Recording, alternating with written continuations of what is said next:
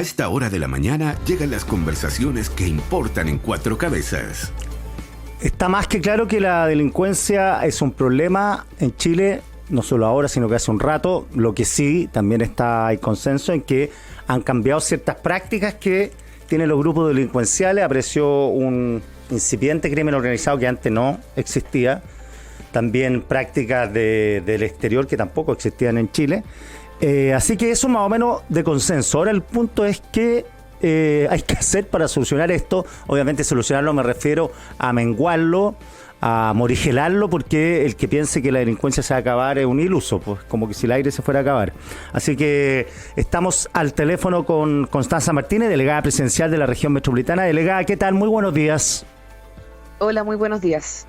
Oiga, cuénteme, delegada, a ver, ¿cómo analiza usted lo que ha pasado en los últimos 2 semanas, sobre todo en la región metropolitana, estos homicidios y una violencia bien inusitada?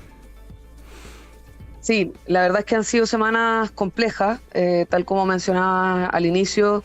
Esto no es algo nuevo, pero que sí tiene características que tenemos que ponerle mucha atención y mucha urgencia para poder abordar. Es una tendencia de aumento de los homicidios en los últimos 10 años, que además tiene apellido, no es cualquier homicidio, son homicidios que ocurren con mayor ocurrencia en la vía pública, con armas de fuego y además sin autor conocido.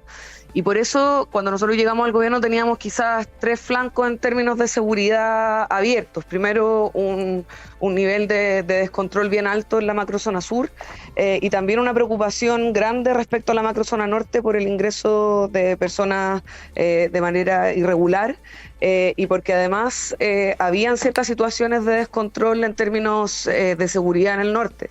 De hecho, el Plan Calle Sin Violencia, que se instauró desde abril del año pasado, nace a partir de una experiencia focal en la comuna de Alto Hospicio.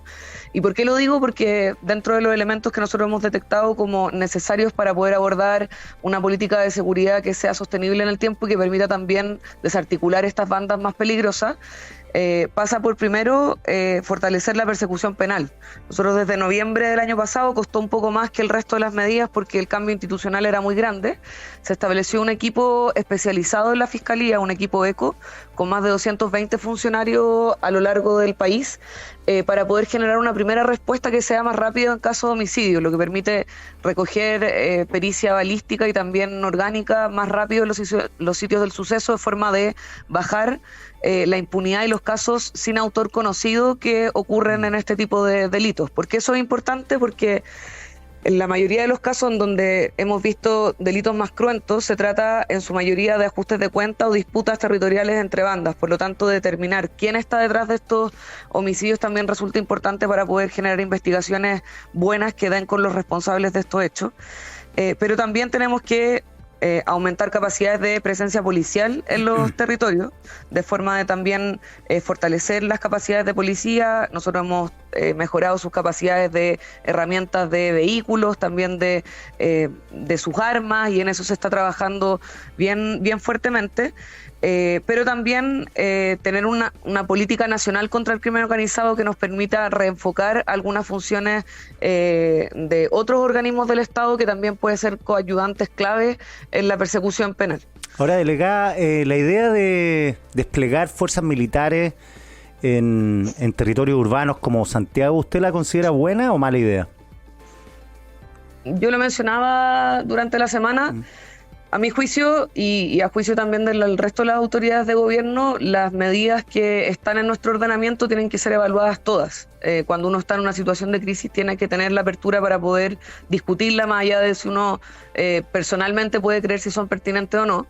Pero además tienen que tener una base razonable de utilidad, y por eso el que sean centros urbanos no da lo mismo, y durante todo enero se están teniendo conversaciones tanto con alcaldes, parlamentarios, pero también con quienes más saben tácticamente de estos temas, que son la policía, carabineros, la policía de investigaciones, carabineros y también las Fuerzas Armadas, y se está teniendo discusiones bien importantes para ver cómo eso tendría un correlato en lugares densamente poblados, porque en general las labores que están asumiendo tanto en la macrozona sur como en la macrozona norte tiene que ver más con infraestructura crítica que en el caso de la metropolitana es importante, pero no es necesariamente el lugar donde se dan la mayor cantidad de esta comisión de delitos. De hecho, hay lugares que incluso han subido en su cantidad de ocurrencia de delitos, por ejemplo, zonas rurales cercanas al espacio urbano, los delitos que hemos visto de hallazgo de cuerpo en Lampa, en Maipú, en San Bernardo, en Pudahuel, que son no en zonas urbanas, sino en otras,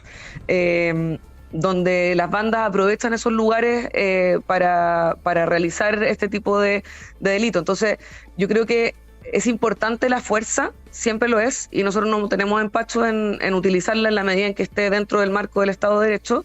Sin embargo, también creo que lo que más falta en la metropolitana es aumentar las capacidades de inteligencia y de coordinación interinstitucional para maximizar las capacidades que tiene cada una de las instituciones. En el fondo, si hoy día vemos que hay ciertas bandas que se dedican a un crimen de mayor nivel, y por eso también es importante que cuando hablamos de crimen organizado no digamos que todo lo que estamos viviendo en la metropolitana lo es, porque si no nada lo es. Entonces tenemos una incapacidad para poder avanzar.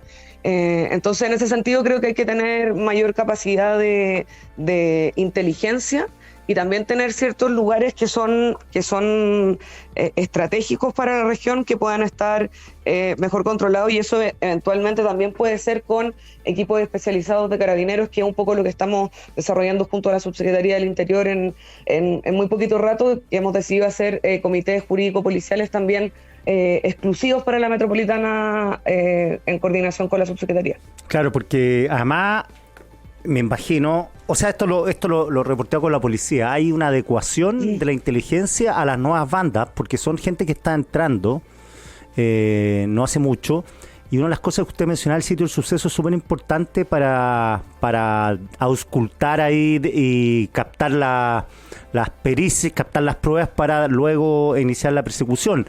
Pero me dicen que muchas veces encuentran que hay muchos fantasmas, les dicen, que son gente que no está sus huellas en los registros nacionales, gente que entró irregular, incluso unos que entran y salen, por ejemplo, en el norte. Entonces, ha habido un periodo de adecuación de la policía a este fenómeno nuevo, ¿no?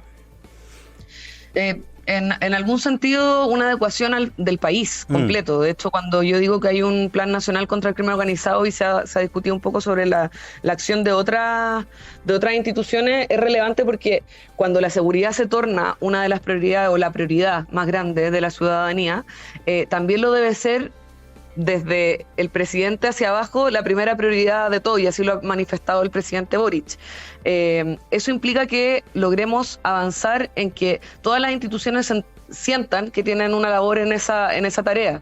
Hemos tenido, por ejemplo, cuando llegamos habían 5 escáneres de verificación de elementos que ingresaban al país a través de aduana, lo que hace bien difícil poder pesquisar todo lo que entra a nuestro país. Por eso estamos avanzando en tener más de 17 en funcionamiento en nuestro país, de forma que también la aduana sea un factor importante de, por ejemplo, el control de armas, que no sea solamente territorial, sino que también tenga una capacidad de inteligencia anterior que nos permita fortalecer sus capacidades. Servicio de Impuesto Interno avanzado también en poder ir fiscalizando lo que queda por fuera de la ley. Nosotros en el Ceremi de Salud por primera vez está haciendo fiscalizaciones de todos los elementos que entran ilegalmente, y también de cocinería ilegal, lo que también ayuda a que todo el entramado del Estado se ponga de lleno a mirar eso. Ahora, respecto a las capacidades de la policía para estos elementos más de carácter extranjero, yo creo que hay una mezcla de dos cosas. Uno de estos elementos que son nuevas fórmulas o nuevos mecanismos de generación del delito, y por eso, por ejemplo, que el subsecretario haya podido tener una reunión inédita con Venezuela y tomarse en serio también la colaboración internacional en ciertos aspectos que no tienen fronteras nacionales siquiera, ni siquiera regionales, nacionales, resulta muy importante porque se va a compartir información. Eso es lo que se va a tratar de zanjar. Se va a compartir información entre las policías de ambos países. Nosotros estamos en un procedimiento de empadronamiento que lleva más de 168.000 personas empadronadas. Se ha avanzado en tener, por ejemplo, el registro civil en el Centro de Justicia de Santiago, que es algo que no existía antes, que es bien extraño, para que también la gente que es parte de esas audiencias de formalización también puedan ser inmediatamente empadronadas, para poder tener su registro biométrico, sus huellas y tener claridad sobre lo que está pasando, porque también es cierto que hay que saber distinguir para poder determinar cuáles son esas personas que están generando más daño y que logren tener un castigo suficientemente adecuado para poder frenar esta tendencia en nuestro país. Estamos conversando con Constanza Martínez, delegada presidencial de la región metropolitana. Estamos hablando de esta ola de violencia que ha habido, de delincuencia y homicidio en la comuna. Otra cosa, delegada, que me cuenta la policía es que crímenes que básicamente sucedían en la periferia de Santiago ahora se trasladaron al centro de Santiago, cuestión que antes no pasaba. ¿Usted lo percibe así?